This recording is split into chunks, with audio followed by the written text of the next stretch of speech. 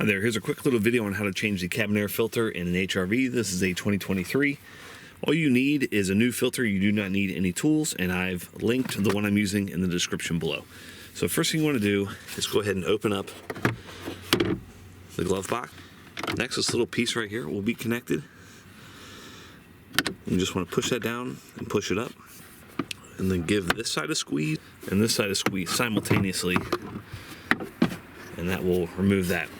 Next thing you want to do is there's a tab right here. Go ahead and remove this cover. Tab on either side. Go ahead and take out your old cabin air filter. Pretty dirty. And when you go to reinstall, the most important thing is that this has airflow pointed down, and on your filter it will say airflow pointed down. Go ahead and slide that in. When you reinstall it, just give it a nice firm press in there.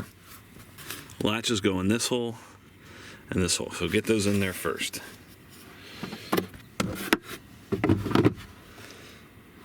Okay. Press these two up, and then you're going to want to reattach this. You can just pull it down, and then it just clips in there. And close it up, and you're all set. Hope that was helpful. Make sure you hit that thumbs up button.